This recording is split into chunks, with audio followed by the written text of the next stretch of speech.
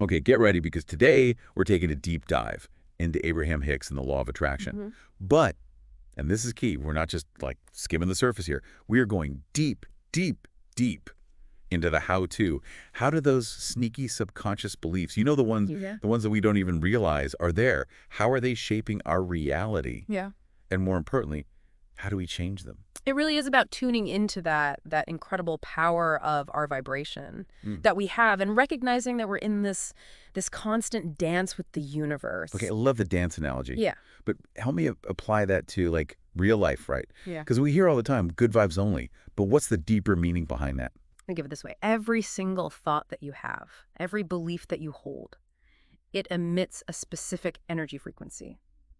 And the universe, being this like giant cosmic mirror, reflects back experiences that match that frequency. So it's not just about, thinking some happy thoughts here and there. It's really about what is that dominant vibration that you are sending out just in your natural state of being through your beliefs. So if you're constantly replaying thoughts like, ugh, I'm not good enough, or money's always a struggle, you're basically like putting in your order to the universe, right? You're saying, universe, give me more of that. Exactly. And the universe, being a faithful servant, says, your wish is my command, and delivers. And this is where, Abraham Hicks really emphasizes, we are incredibly powerful creators. But oftentimes we are unconsciously creating realities that we don't want because of those ingrained beliefs. Which kind of makes this whole idea of changing your beliefs kind of a big deal, right?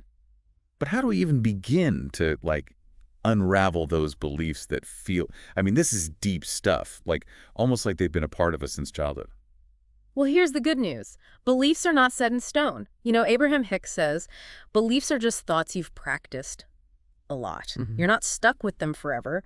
You can choose to practice different thoughts, cultivate new beliefs, and in doing so, you begin to shift that entire energetic blueprint. That's both empowering and a little daunting at the same time. Because if we've unintentionally manifested some, let's just say, not so great stuff in our lives because of these old beliefs, how do we stop the cycle and start calling in the good stuff? It starts with awareness. Most people don't even realize the extent to which their beliefs are actually shaping their experiences. They're operating on autopilot, just kind of reacting to life from a subconscious program that they may not have even written themselves. So we're like sleepwalking through life, creating by default rather than design. Yes. That's a scary thought. It is. But once you wake up to this truth, once you realize, oh, wait a minute, I have the power to choose a different thought, and I can create a new belief, that's where the real magic starts to happen. Okay, I'm ready to wake up. But where do we even begin?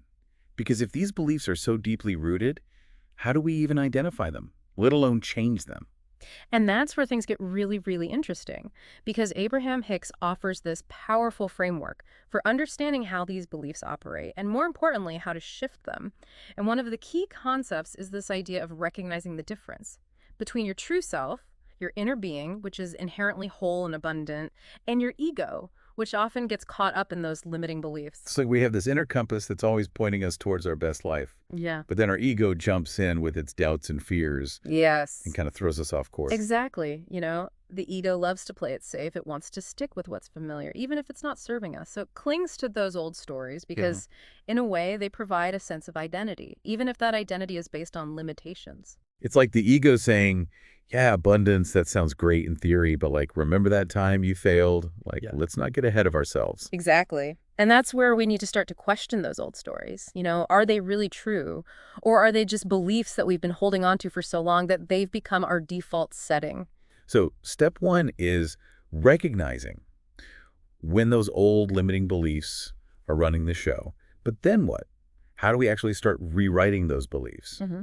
And creating new, more empowering ones? And that is where techniques like pivoting and script writing come in, which we'll dive into next. But first, it's crucial to understand another powerful force at play here: resistance.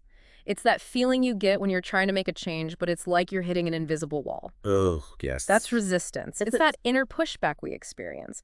When our ego feels threatened by the thought of letting go of those old familiar beliefs, even if they're not serving us. So it's like a part of me wants to believe I can manifest abundance, and then another part of me, the one that's still clinging to that old story of money is a struggle, is like, whoa, whoa, whoa, not so fast. Exactly. And resistance can show up in so many forms: procrastination, self-sabotage, even physical symptoms. Wow, okay. It's essentially our inner being trying to nudge us towards growth and expansion, while our ego is like digging its heels in, determined to stay in its comfort zone, even if that comfort zone is actually quite uncomfortable. Yeah, no, that makes sense. But Yeah. if we're talking about changing deeply ingrained beliefs, I mean, these are like default settings we've been running on for years, right? Yeah. Isn't some resistance like normal? Yeah. How do we work with that resistance instead of just letting it totally derail us? That's where the real work and the real magic begins. Abraham Hicks talks about the importance of approaching resistance with gentleness and compassion. Okay. So instead of beating ourselves up for having those resistant thoughts, it's about acknowledging them without judgment, recognizing that they're simply part of the process. So it's like saying to that resistant part of ourselves, hey, like, I see you, I hear you, and I get that you're trying to protect me, but what if we try this a different way? Exactly. And this is where the technique of pivoting can be incredibly powerful. It's about consciously choosing to shift our focus from the unwanted to the wanted, Right. from the lack to the abundance, from the fear to the love. So instead of dwelling on the thought, I'm never going to get ahead financially, you might pivot to, I'm open to new opportunities and I'm attracting abundance into my life. Exactly. It's not about denying your current reality. It's about gently guiding your thoughts in a more empowering direction. You're essentially retraining your vibrational frequency to align with what you want to experience. And the more you practice this, the easier it becomes. So we're kind of like creating a new neural pathway in our brains, one that leads to a more expansive and abundant reality. But I'm guessing it takes some practice to catch those old limiting thoughts and consciously choose to pivot to a more empowering perspective. Absolutely. It's a process. It's not a one-time fix. You know, Abraham Hicks often compares it to learning a new language. At first, it feels awkward and unfamiliar, but with consistent practice, it becomes more and more natural, and eventually you become fluent. That's a great analogy. Yeah. So we're essentially becoming fluent in the language of abundance, love, and joy. I love that. But what about those really stubborn beliefs? The ones that feel so deeply rooted, it's like they're holding us hostage.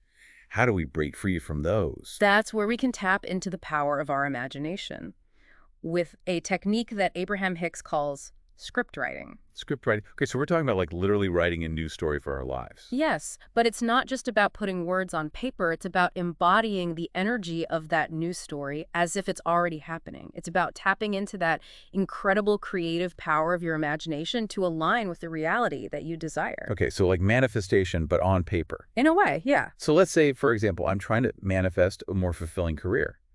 How would I go about script writing that? So you would start by crafting a detailed narrative of your ideal workday from the moment you wake up to the moment you go to bed. But here's the key. You write it in the present tense as if it's already happening. Okay. So describe your dream job in vivid detail. What kind of work are you doing? Who are you collaborating with? What kind of impact are you making?